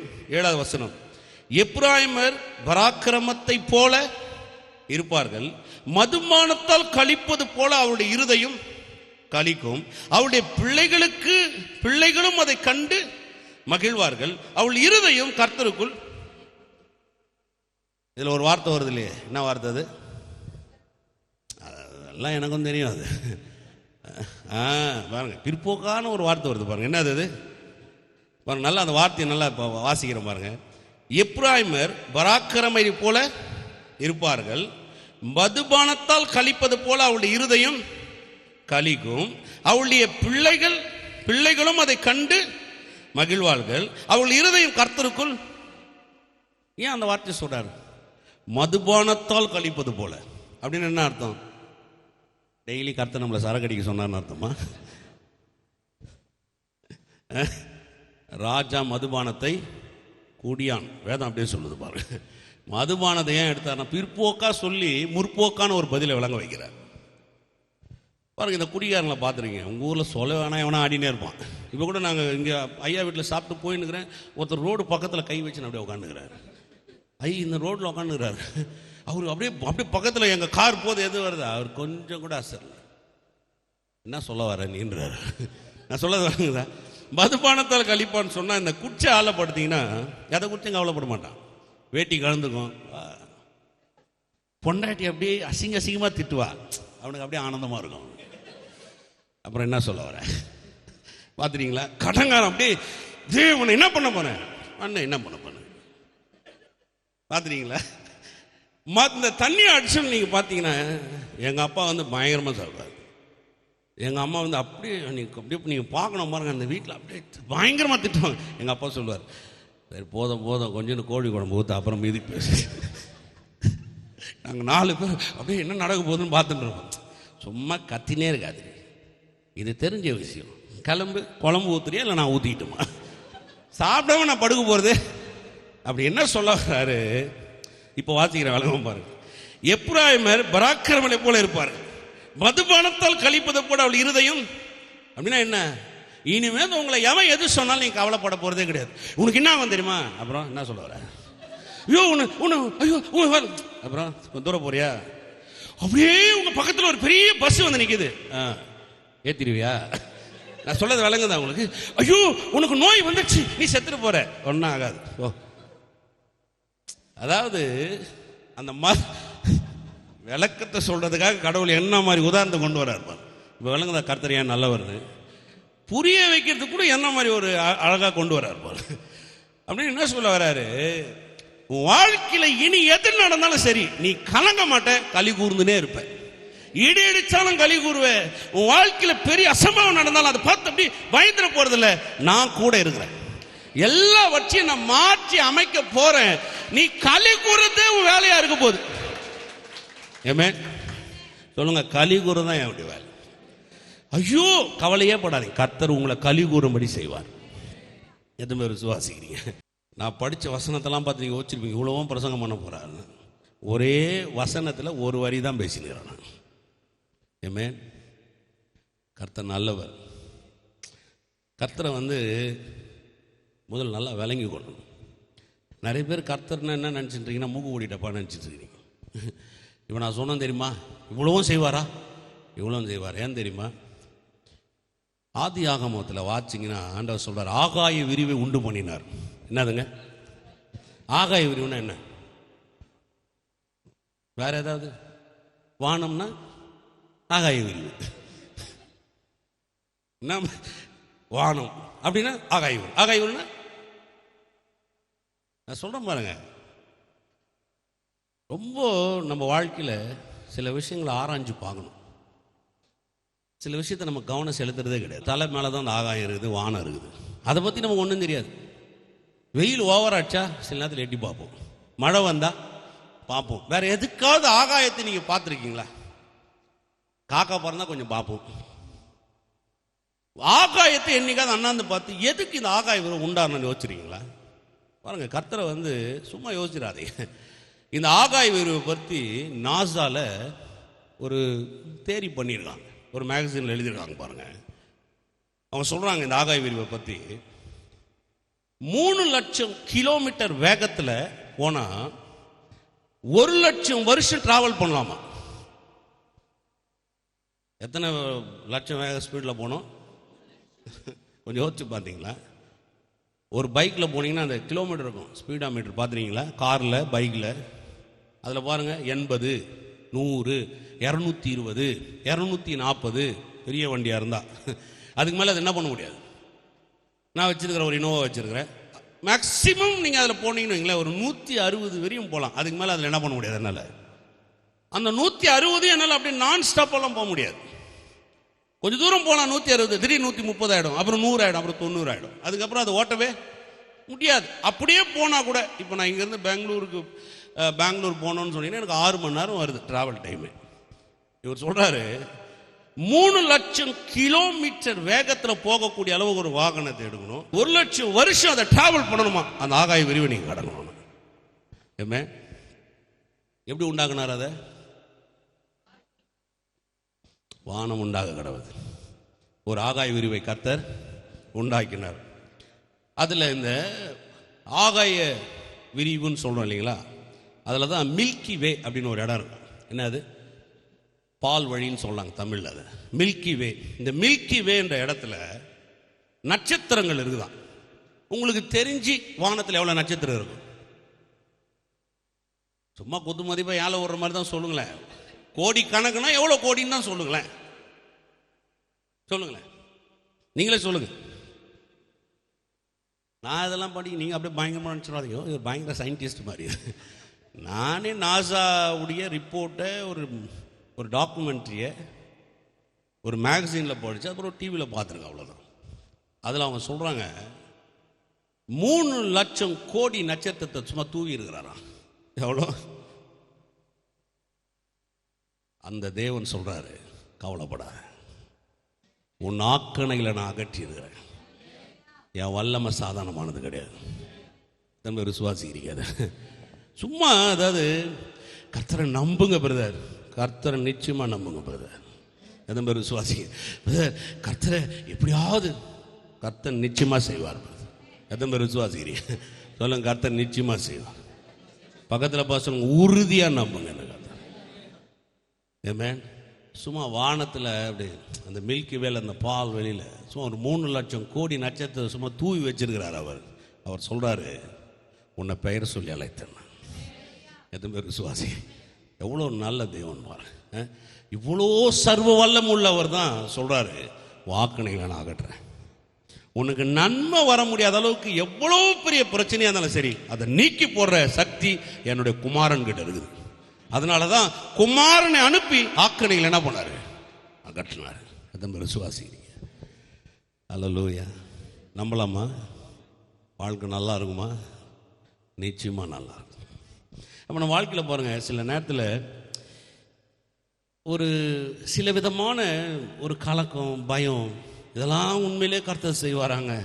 இவ்வளோ ஆக்கணைங்களை நம்ம நம்ம நம்ம வாழ்க்கையில் வந்து இவ்வளோ பெரிய நிச்சயத்தை அவரால் செய்ய முடியுமா? அதான் நமக்குள்ள கேள்விகள் எழும்புது பாருங்க. கர்த்தர் சொல்றாரு, இதை நான் செய்ய போறேன். ஆமென். நம்ம மேல இருக்கிற ஆக்கணையை அகற்றுறது யாருடைய வேலைங்க? கர்த்தருடைய வேலை. அதனால தான் சொல்றாரு, உன்னை தொடுகிறவன் என் கண்மணியை தொடுகிறான். சாதாரணமான ஒரு ஆண்டவர் அல்ல. வானம் என்னுடைய சிங்காசனம், பூமி என்னுடைய பாதப்படி. எனக்கு எப்படிப்பட்ட ஆலயத்தை உன்னால காட்ட முடியும்? நான் ஒரு சாதாரணமான ஆள் அல்ல. என்னை எதுக்குள்ளாகவும் அடக்க முடியாது. நான் சர்வ வல்லம் உள்ள தேவன். விசுவாசிக்கிறீங்களா? அவ்வளோ பெரிய தேவன் தான் சொல்றாரு, உன் ஆக்கணைகளை நான் அகற்றி. வாசிக்கலாம். ஏசாயா தீர்க்கதரிசனம் 25ஆம் அதிகாரம் 8வது வசனம். அப்படியே தீர்க்கதரிசன புத்தகங்களே காட்டணும்னு ஆசை. நிறைய வகையில் கொண்டு போகலாம். ஏன்னா இவங்க தீர்க்க தரிசனங்களை எல்லாமே கொலைசேரில் நீங்கள் போய் வாசித்து பார்த்தீங்கன்னா, தீர்க்க தரிசனங்களும் பண்டிகை நாட்களும் ஓய்வு நாட்களும் குமாரனை பற்றியதுன்னு சொல்லப்படுதாங்க. அதனால தான் தீர்க்க தரிசன புத்தகங்களை நிறைய எடுத்து நான் பிராசங்கம் பண்ணேன். அவர் மரணத்தை ஜெயமாக விழுங்குவார். கர்த்தராகிய தேவன் எல்லா முகங்களிலும் இருந்து கண்ணீரை துடைத்து தமது ஜனத்தின் நிந்தையை பூமியில் இராதபடிக்கு முற்றிலும் நீக்கி விடுவார். கர்த்தரே இதை அதுக்கு தான் கொண்டு வந்தவங்கள. இதை நீங்களும் நானும் கண்டுபிடிக்கல. இது வந்து யாரும் நமக்காக ரெக்கமெண்டேஷன்லாம் பண்ணல. இது கர்த்தரே மனமுகந்து சொல்றார், உன் ஆக்கணைகளை நான் அகற்ற போறேன். எப்படின்னு சொல்றாரு பாருங்க. மரணத்தை என்ன பண்ண போறான்? ஜெயமாக விழுங்க போறாராம். கர்த்தராகிய தேவன் எல்லா முகங்களில் இருந்து, சொல்லுங்க, எல்லா முகங்களில் இருந்து. ஒருத்தவங்க கூட கண்ணீர் சிந்தக்கூடாதுன்னு அர்த்தம். அப்படின்னா இந்த பூமியில் இருக்கிற எந்த மனுஷனும் வேதனைப்படக்கூடாது, எந்த மனுஷனும் அவமானப்படக்கூடாது, எந்த மனுஷனும் கண்ணீர் சிந்தக்கூடாது. எல்லா முகங்களில் இருந்து கண்ணீரை துடைத்து தமது ஜனத்தின் நிந்தையை, நிந்தைன்ற வார்த்தை என்ன தெரியுங்களா? அவமானம். என்னதுங்க அவமானம்? நிந்தைன்ற வார்த்தை எதை குறிக்குது? அவமானம். அவமானத்தை பூமியில் இராதபடிக்கு முற்றிலும். எங்கெல்லாம் நீங்க அவமானப்பட்டிருக்கீங்க? நல்லா படிக்கலன்னா அதுக்கு பேர் என்னதுங்க? அவமானம். நல்லா ஸ்கூலுக்கு போவோம் பாருங்க, அந்த எக்ஸாம் முடிச்சதுக்கு அப்புறம் பேப்பர் கொடுக்கறதுக்கு அந்த ஒரு நாள் இருக்கும். இன்னைக்கு பேப்பர் கொடுக்குறாங்கடாங்கன்னா ஸ்கூலுக்கு போகிறதுக்கே பயமாக இருக்கும். ஏன்னா நம்ம நல்ல மார்க் வாங்கியிருப்போம், நமக்கு தெரியும். கோ எஜுகேஷன் வேற. பி ரமேஷ் பாபு நான் பொண்ணுங்களாம் தெரியும். அவன் மார்க்கே என்னன்னு சொல்லியிருக்க மாட்டார். அவமானமாக இருக்கும் பாருங்க. அப்படியே ஏன் தான் ஸ்கூலுக்கு போகிறோமோன்னு இருக்கும். கடன் வாங்கியிருக்கீங்களா? பரவாயில்ல, நீங்களாம் ரொம்ப நல்லவங்க. நான் கடன் வாங்கியிருக்கேன் பாருங்க. கடன்காரன் வந்து நிற்பான் பாருங்க, அப்படியே கிடுகிடுன்னு இருக்கும். வீட்டுக்குள்ளே இருந்துன்னே சொல்லுவோம், வெளியில் போயிட்டான்னு சொல்லு, ராத்திரி வரலன்னு சொல்லு. அதுக்கு பேர் என்னதுங்க? அவமானம். யோசிச்சு பாருங்க. நீங்கள் ஒரு இடத்துல வேலை செய்கிறீங்க, உங்களை விட உங்கள் ஆஃபீஸில் வேலை செய்வோம் கொஞ்சம் அழகாக ஸ்மார்ட்டாக இங்கிலீஷ் நல்லா பேசலாம், நல்ல வகையில் இருக்கலாம். உங்களுக்கு சரியாக பேச வராது இங்கிலீஷ். சில நேரத்தில் அவன் முன்னாடி நீங்கள் அவ்வளோ இதுவாக இருக்க மாட்டீங்க. அவன் முன்னாடி போகும்போது அவன் பண்ணுற மாதிரி என்னால் பண்ண முடியலன்னு எத்தனை பேர் அவமானப்பட்டுக்கிறீங்க? அவமானம். அவமானன்றது சாதாரண விஷயம் இல்லைங்க. அவமானன்றது பல ஆங்கிள் எப்படி ஒன்றாலும் எடுத்துக்கலாம். கர்த்தர் சொல்கிறாரு, எவ்வளோ அருமையான வார்த்தை பாருங்க. தமது ஜனத்தின் அவமானத்தை பூமியில் இராதபடி முற்றிலும் நீக்கி விடுவார். சொல்லுங்க, கர்த்தர் நான் எங்கெல்லாம் அவமானப்பட்டனோ, எதிலெல்லாம் அவமானப்பட்டனோ எல்லாவற்றையும் நீக்கி விடுவார். விசுவாசிக்கிறீங்களா? அழுதுறீங்களா அவமானப்பட்டு? நான் சொல்கிறேன், இந்த வருஷத்தில் உங்களை கர்த்தர் அதே இடத்துல உங்கள் தலையை உயர்த்துவார். நீங்கள் எங்கெல்லாம் அவமானப்பட்டீங்களோ அந்த இடத்தெல்லாம் கர்த்தர் உங்களுக்கு நன்மையின் கதவுகளை திறந்து விடுவார். எந்த இடத்துலலாம் நீங்கள் வேதனைப்பட்டீங்களோ கர்த்தர் அதை செய்து காமிப்பார். எந்த ஸ்கூலுக்கு போக நான் பயப்படணும், அதே ஸ்கூலில் எல்லா வாத்தியாருக்கு முன்னாடி நான் பிரசங்கம் பண்ணியிருக்கேன் பாருங்க. கர்த்தர் நல்லவரா? படிக்கவே லாக்கியே கிடையாது. இப்படியே சொன்னாங்க, நீ டீ கடையில் கிளாஸ் கழுவுறது கூட லாக்கி இல்லை. அந்த வாத்தியார் முன்னாடி பிரசங்கம் பண்ணிட்டு வந்து உட்கார்றேன். சூப்பர் தம்பி, நீங்கள் எந்த நாட்டிலேருந்து வரீங்க? பயங்கரமாக இருந்துச்சு, சூப்பராக இருந்துச்சு. எங்கே பேசுகிறீங்க? ஓ பூர்வீகம் பெங்களூரா? பெங்களூரில் இப்போ தான் போனேன். அவருக்கு தெரியவே சிரிச்சிட்டே இருந்தேன். சிரிச்சிட்டே வந்து டைனிங் போகும்போது சொன்னேன், சார் உங்கள்கிட்ட தான் நான் படித்தேன். என்னப்பா என்ன சொல்ல வரீங்க? சத்தியமாக சார் உங்கள்கிட்ட தான் படித்தேன். இந்த வருஷம் இவர் தான் கிளாஸ் மாஸ்டர், இவர் தான் என் பிரின்ஸ்பலாக இருந்தார்னு அப்படியே கொஞ்சம் யோசிக்கிறார். உடனே ஷோல்டரில் கை போட்டார் பாருங்க. போட்டு சொல்கிறார், தம்பி யார் தெரியுமா? என் ஸ்டூடெண்ட். தம்பி யார் தெரியுமா? நிந்தையை மாற்றுகிற தேவன். உங்கள் வாழ்க்கையில் எங்கெல்லாம் நீங்கள் அவமானப்பட்டீங்களோ அதே இடத்துல கர்த்தர் உங்களை ஆசீர்வதிக்க வல்லவராக இருக்கிறார். அது மாதிரி விசுவாசிக்கிறீங்க? பக்கத்தில் பார்த்து சொல்லுங்க, நீங்கள் அவமானப்பட்ட இடத்துலையே கர்த்தர் உங்களை நிலை நிற்க செய்ய வல்லவராக இருக்கிறார். இதை கர்த்தரே சொன்னார். இதை நான் சொல்ல, இதை யார் சொன்னது? ஆமென். அது மாதிரி விசுவாசிக்கிறீங்க? கர்த்தர் நல்லவர். அல்லேலூயா. 9, அக்காலத்திலே, அக்காலம்னா இதெல்லாம் இந்த காலம்தான். சொல்லுங்க, இக்காலத்திலே. வேதம் சொல்லுதாங்க, அக்காலத்தில் இதோ இவரே நம்முடைய தேவன், இவருக்காக காத்திருந்தோம், இவர் நம்மை ரட்சிப்பார். இவரே கர்த்தர், இவருக்காக காத்திருந்தோம், இவருடைய ரட்சிப்பினால் களி கூர்ந்து மகிழ்வோம் என்று சொல்லப்படும். சொல்லுங்க, இவருக்காக காத்துரு. பக்கத்தில் பார்த்து சொல்லுங்க, இவருக்காக காத்துரு. ஒரு நல்ல விஷயத்த சொல்ற மாதிரி உங்களுக்கு. உங்க வாழ்க்கையில எதெல்லாம் கர்த்தர் தான் அப்படின்னு முழுமையாக அர்ப்பணிக்கிறோம், அந்த இடங்களெல்லாம் கர்த்தர் உங்களுக்கு பெரிய வெற்றியை கட்டளையிடுவார். நீங்களே கொஞ்சம் யோசிச்சு பாருங்களேன். இப்போ நான் உங்கள் வீட்டுக்கு வரேன், என்னை எங்கெல்லாம் அனுமதிக்கிறீங்களோ அது வரையும் நான் வர முடியும். பாஸ்போர்ட்டோட வச்சு என்னை வெளியில் அனுப்பலாம். நான் போயிட்டு வாங்க பிரதர், அப்புறம் பார்க்கலாங்களா, எனக்கு நேரம் இல்லை brother, sorry brother, okay brother, bye brother. வாசப்படியே என்ன பண்ணலாம், கொஞ்சம் பிரதர் வாங்க பிரதர், ஹால் வரையும் உட்கார வச்சு ஒரு காஃபி டீ கொடுத்து ஒரு 10 நிமிஷம் பேசிட்டு ஹாலோட என்ன பண்ணலாம், அனுப்பிச்சிடலாம். கிச்சன் வரையும் என்ன நீங்கள் கூட்டின்னு போகலாம். பிரதர் வாங்களேன், நான் சமைக்கிறேன், கூட நின்று பாருங்களேன். பிரதர் எங்கள் வீடு எவ்வளோ நல்லா இருக்கும், வந்து பாருங்களேன். எங்கள் பெட்ரூம் வந்து பாருங்களேன். பிரதர் நல்ல வீடு, பிரதர் மொட்டை மாடியில் கொண்டா நில்லுங்களேன். நீங்கள் எங்கெல்லாம் என்ன அனுமதிக்கிறீங்களோ அங்கெல்லாம் என்னால் என்ன பண்ண முடியும். அதே மாதிரி தான் கர்த்தர். எந்தெந்த காரியத்துக்காக கர்த்தருக்காக நீங்கள் காத்துறீங்களோ அந்த காரியங்கள்லாம் கர்த்தர் உங்களை வெற்றி அடைய செய்ய வல்லவராக இருக்கிறார். ஏமே எந்த மாதிரி விசுவாசிக்கிறீங்க? நம்ம நிறைய பேர் அப்படி காத்திருக்கிறது இல்லைப்பா. நான் கோயில் போனேன், ராபின்சனும் ஓயாமல் பிரசங்கம், ஆமே நல்லலுயா, ஆமே நல்லலுயான்னு சொல்லினே தான்ங்கிறாரு. அப்படியே நான் பெருசாக மாறி போச்சு, அப்படியே நடந்து போச்சா? இதெல்லாம் பிசாசு பேசுகிற வார்த்தை பாருங்க, அவிசுவாசமான காரியம். கர்த்தருக்காக காத்துரு. சொல்லுங்க, கர்த்தருக்காக காத்துரு. எதுக்கெல்லாம் நீங்கள் கர்த்தருக்காக காத்துறீங்களோ கர்த்தர் அதில் எல்லாவற்றிலும் பல மடங்கு வெற்றியை தருவார். ஏமே எத்தனை பேர் விசுவாசிக்கிறீங்க? வாசிக்கலாம் பாருங்க. சில நேரத்தில் சில விஷயங்கள் நமக்கு தாமதமாக ஒரு மாதிரி தெரியும், ஆனால் தாமதமாகிற விஷயம் ரொம்ப பெஸ்ட்டாக இருக்கும். நீ கூட பாருங்களேன், யாக்கோப்பு ரொம்ப நேசிச்சது யார? சூப்பர். ஆனால் கல்யாணம் பண்ணி கொடுத்தது யார? இல்லையா? அடுத்து ராகேலையும் கல்யாணம் பண்ணிக்கிட்டான்.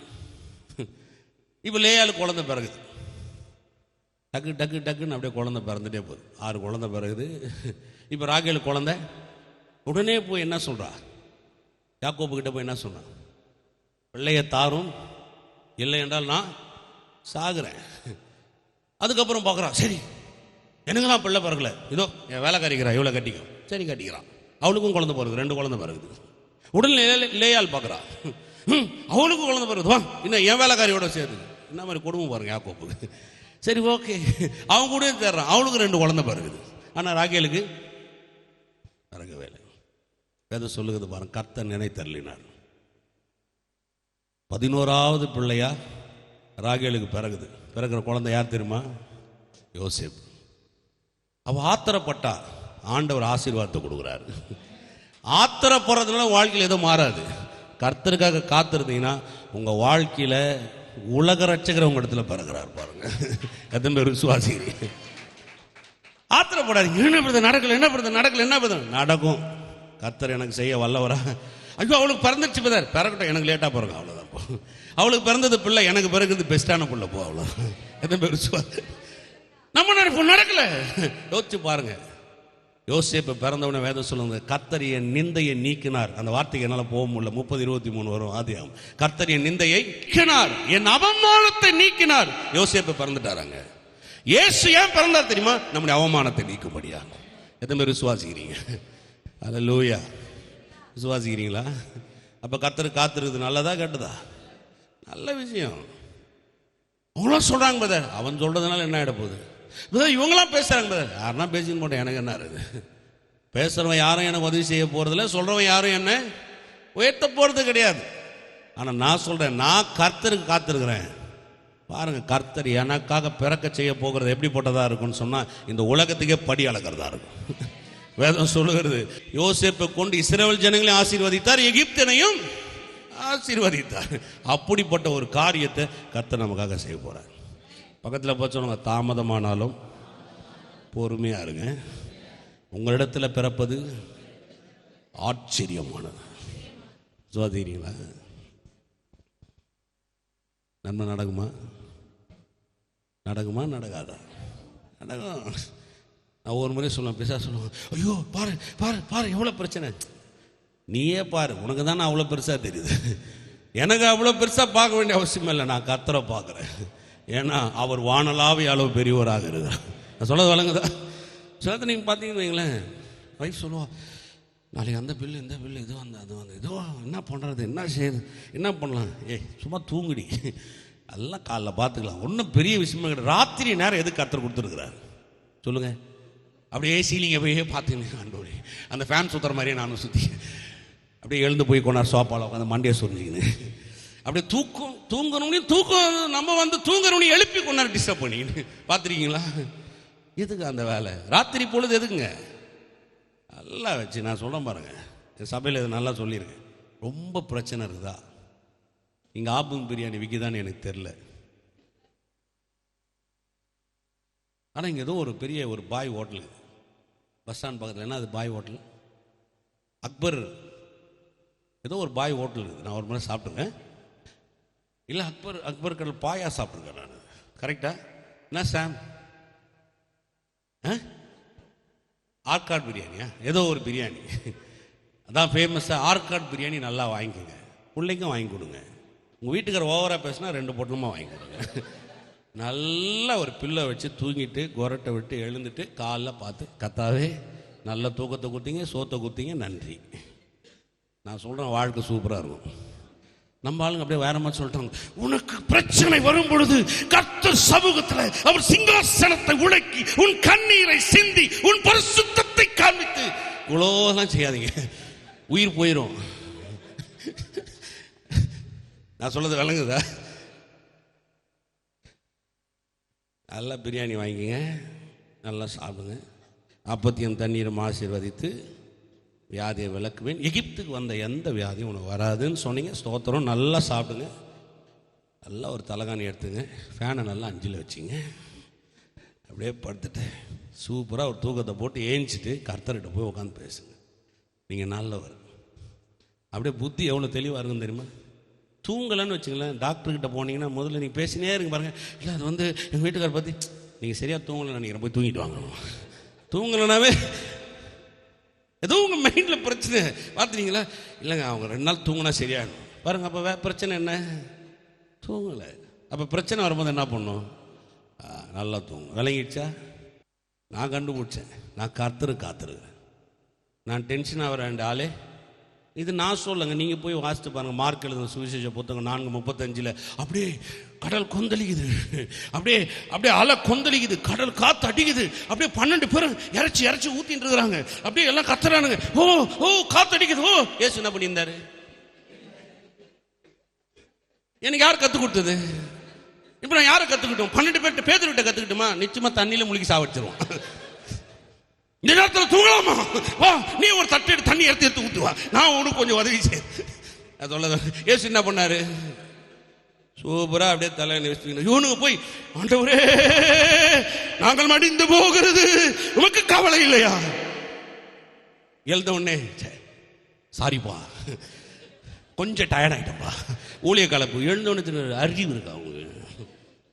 அவிசுவாசம் உள்ள சந்ததியே. நாங்களாம் தான் அந்த அந்த போட்டை ஓட்டத்துக்கு ஒன்று வச்சிருப்பாங்க, துடுப்பு. 13 பேரையும் நிற்க வச்சு ஒன்று வச்சிருப்பாங்க. நான் இயேசுவா இல்லாத போயிட்டேன், நானே தூங்கிட்டு இருக்கிறேன். என்ன மீறி நீங்கள் செத்துருவியா? நான் சொல்லாத வேலைங்க தான். நம்ம ஆளுங்க என்ன பண்ணிட்டாங்க? ஆபத்து நேரத்தில் கர்த்தர் சொல்லியிருக்கிறார். என்ன சொல்லியிருக்கிறார்? என்ன நோக்கி கூப்பிடு. ஆபத்து நேரத்தில் என்ன நோக்கி மெதுவா சொல்லாத. ஐயோ ஆண்டவரே ஆண்டவரே அப்படியே கூட சொன்னாரு. ஆண்டவரே ஆண்டவரே ஆண்டவரே ஆபத்து, ஆண்டவரே அப்படியே கூட சொல்லியிருக்கிறார்.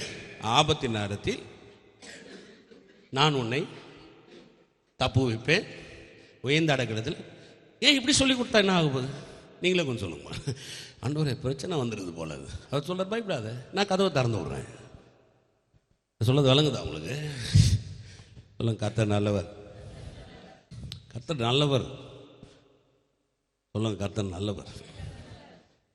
51 22 23 வாசிக்கிறோம் பாருங்க. கர்த்தராகிய உன் ஆண்டவரும் தம்முடைய ஜனத்துக்காக வழக்காட போகிற உன் தேவனுமானவர் சொல்லுகிறது என்னவென்றால், இதோ தத்தளப்பின் பாத்திரத்தை உன் கையில் இருந்து நீக்கி போடுகிறேன், இனி உன் உக்கிரத்தினுடைய பாத்திரத்தின் வண்டல்களை பிடிப்பதில்லை. ஃபர்ஸ்ட் வரி ரொம்ப முக்கியம். கர்த்தராகிய உன் ஆண்டவர் தம்முடைய ஜனத்துக்காக வழக்காட போகிறவர். யாரு வழக்காடுறது? யாரு? சாதாரணமா சொல்லுங்க, வழக்காடுறது யார் வழக்காடுவாங்க கோர்ட்ல? வக்கீல். வக்கீல் வழக்காடுறது எதுக்காக வழக்காடுவாங்க? தன் கட்சிக்கார காப்பாற்றுறதுக்கு வக்கீல் என்ன பண்ணுவாங்க? வழக்காடுவாங்க இல்லையா? வக்கீல்னா நீங்க இங்கே கோர்ட்டு மாட்டினு உங்கள் பாண்டிச்சேரி கோர்ட்டில் இருக்கிற இந்த 50 ரூபா கேஸ் 100 ரூபா கேஸ் வக்கீல்லாம் பார்க்காதீங்க. இந்த வக்கீல் பெரிய வக்கீல் பாருங்க. இந்த வக்கீல்லாவே பெரிய பெரிய ஒரு அதிகாரம் உடையவர். ஒரு பெரிய வக்கீல் இருந்தார், ராம் ஜெத்மிலானின்னு. எத்தனை பேர் தெரியாது? யாருக்கா தெரியுமா? இவர் டெல்லி சுப்ரீம் கோர்ட் வக்கீல். இவர் கோர்ட்டுக்கு வராருன்னா ஜட்ஜிக்கே பயம். ஏன்னா இவர் கோர்ட்டுக்கு வராருன்னா அந்த கேஸ் இவர் ஜெயிச்சுவார்னு அர்த்தம். எல்லா சட்டத்தையும் அப்படியே மனப்படமாக்கி வச்சிருப்பாராம். அவர் கோர்ட்டுக்கு சாதாரணமாக வரமாட்டார். அவருடைய ஜூனியர்ஸே 100கணக்கான பேர் இருப்பாங்க. இந்த ராம் ஜெத் மிலானி அப்படி ஒரு நாள் கோர்ட்டுக்கு வராருன்னு சொன்னா நீங்க அந்த கோர்ட்டு வந்து அந்த தீர்ப்பு வந்து இவருக்கு சாதகம், இவர் தான் ஜெயிக்க போறார் அப்படின்னு ஒரு முடிவு ஆகும். யோசிச்சு பாருங்க. கர்த்தர் சொல்றாரு, நான் உனக்காக வழக்காட போறேன். ஏமே தம்பி, போன கொஞ்சம் வச்சுட்டு இப்படி வாரி, ரொம்ப பிஸியாகிற. இப்போ இவர் வந்து ஒரு கொலை பண்ணிட்டார். இவரை வந்து ஒரு போலீஸ் கைது பண்ணிட்டார். நீதான் வா, பரவாயில்ல, சின்ன ஆளாக இருந்தால் கூட அதிகாரத்துக்கு பவர் ஜாஸ்தி. கைது பண்ணு. இவரை எப்படி கைது பண்ணுவேன்? தப்பு பண்ணோன்னா போலீஸ்கார் எப்படி இழுத்துன்னு போவாங்க? அப்படி பிடிச்சி இல்லைறா, என்ன தப்பு இல்லை, நாங்கள் இல்லை, இன்னைக்கு உனக்கு சான்ஸ் இல்லை, இப்படி இழுத்துன்னு போகிறேன் சரிங்களா? இப்போ நான் தான் வக்கீல், ஏன்னா கோட்டு போட்டுக்கிறேன், இவருக்காக ஆஜராக போகிறேன். புடி, நான் சொல்கிற வரையும் புடி, உங்கள் அம்மா இல்லை, நான் தான் வக்கீல். இப்போ இவர் பிடிச்சிட்டு இருக்கிறார், கைது பண்ணியாச்சு. இப்போ இவர் மேலே கோர்ட்டில் கேஸ் ஆயிடுச்சு. இப்போ இவரை வந்து கைது பண்ணி இழுத்துன்னு போகிறாரு. இப்போ வக்கீல் நான் வரேன், ஜாமீன் பேப்பர் இவர்கிட்ட கொடுக்குறேன். கையெடு தம்பி, பாப்பா போலாம். இவன் சொல்கிறான், கொலை பண்ணிட்டான், நீ ஜாமீன் பேப்பர் மட்டும்தான் வைக்கணும். நீ இவன் மேலே நீ கை வைக்கவே இல்லை, அவன் கொலை பண்ண. உனக்கு தேவை என்னது? அந்த பேப்பரோடு நீ கிளம்பணும், நீ போய் உட்கார் போ. இப்போ இவன் கொலை பண்ணிட்டான், நான் வக்கீல், நான் பார்த்துக்கிறவா அவனுக்கு. கர்த்தர் சொல்றாரு, பிசாசு எந்த வழக்கம் மேலே போட்டாலும் சரி, நான் விடுதலை ஆக்க வல்லவராரு. எத்தனை பேர் விளங்குச்சு? இப்ப பிசாசு உங்களை இல்ல நான் சொல்றேன் நீ போய் பேச, ஏய் கிளம்பு, நாங்க அவன் மேல என் ரத்தத்தை தெளிச்சு, இல்ல நீங்க அப்படி செய்ய முடியாது, அவன் எவ்வளவு, ஏய் வேதம் சொல்லுகிறது, யோபு மேல அவன் குற்றத்தை சொல்றான். யோபுவை பார்த்து கர்த்தர் என்ன சொன்னார் தெரியுமா? ஓ நீசன் சொல்லுங்க. யோபுவை பார்த்து அவன் என் தாசன் சொன்னார். எத்தனை பேர் விசுவாசிக்கிறீங்க? என் தாசனாகி யோபுவின் மேல் நீ, இவரு தான் கத்தினுங்கிறாரு, ஆண்டவரே நான் நீசன், ஏய் நீ என் தாசன். நீ எத்தனை பேர் விசுவாசிக்கிறீங்க? நீங்க நீசர்கள் அல்ல, கர்த்தருக்கு தாசர்கள். நீங்க இப்போ யோசிச்சு பாருங்க, இவரை யார் என் கையில இருந்து இப்போ இவருக்கு யார் மீறி தண்டனை கொடுக்க முடியும் சொல்லுங்க? அடுத்த வாய்தான், நான் பார்த்துக்கிறேன், நீ கிளம்பு. இல்ல நீங்க அவருக்கு எப்படி, ஏய் நீ பேசவே கூடாது. இப்போ நீ என் கட்சிக்காரர்கிட்ட நான் மட்டும் தான் பேச முடியும். உங்களுக்கு யாரு வக்கீல்? இப்ப சொல்லுங்க, யாரு வக்கீல்? இப்ப வியாதி உங்ககிட்ட பேசவே, தரித்திரம் உங்ககிட்ட பேசவே, தோல்வி உங்ககிட்ட பேசவே, உங்க எதிரி உங்ககிட்ட பேசவே, பிசாசு உங்ககிட்ட பேசவே, பில்லி சுடி கட்டு உங்ககிட்ட. ஏன் உங்க வக்கீல் அவ்வளவு பெரியவர், நான் வழக்காரன், நீ கிளம்பி. ஏமே எதுவுமே விசுவாசிக்கிறீங்க? கர்த்தர் சொல்றாருங்க. என்ன மாதிரி வார்த்தை பாருங்க. யாராவது அப்படி படிச்சிருக்கீங்களா பைபிள? அதனால தான் சொல்றேன், தயவு செய்து உங்க வீட்டில் டிவி சீரியலை மாத்திரம் பார்க்காதீங்க. டிவி சீரியலை பார்த்தீங்கன்னா உங்க வாழ்க்கை நாசனமா குட்டி சோறா போயிடும், ஒண்ணுமெல்லாம் போயிடுவீங்க. அதை விட நான் என்ன சொல்றேன், சினிமா கூட பார்த்துருக்கேன். ஒரே ஒரு 2.5 மணி நேரம் வாழ்க்கை முடிஞ்சிடும்.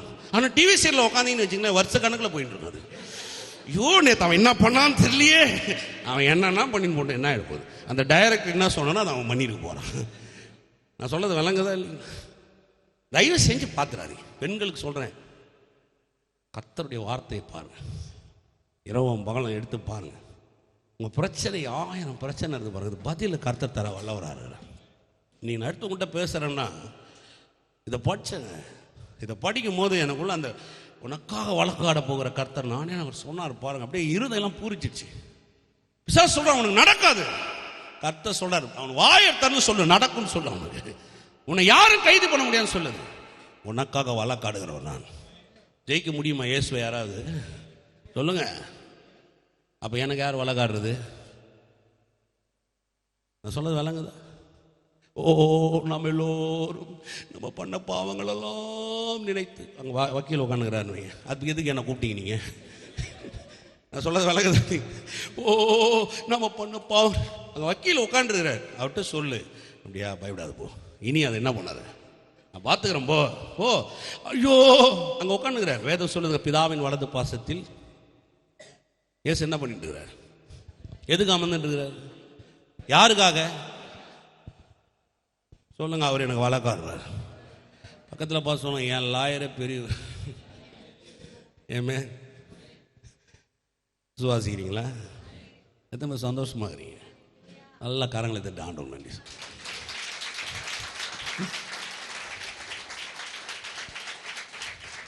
கர்த்தர் நல்லவர் பாருங்க. 2வது வார்த்தை சொல்றாரு பாருங்க, கர்த்தராகிய உன் ஆண்டவர் தம்முடைய ஜனத்துக்காக வழக்காடுகிற உன் தேவனானவர் சொல்லுகிறது என்னவென்றால், இதோ தத்தளிப்பின் பாத்திரத்தை உன் கையிலிருந்து நீக்கி போடுகிறேன், இனி நீ உன் உக்கிரத்தினுடைய பாத்திரத்தின் வண்டல்களை குடிப்பதில்லை. சொல்லுங்க, எந்த தத்தளிப்பும் கிடையாது. பக்கத்தில் பார்த்து சொல்லுங்க, இனி எந்த தத்தளிப்பும் எனக்கு கிடையாது. பக்கத்தில் பார்த்து சொல்லுங்க, எந்த தத்தளிப்பும் கிடையாது.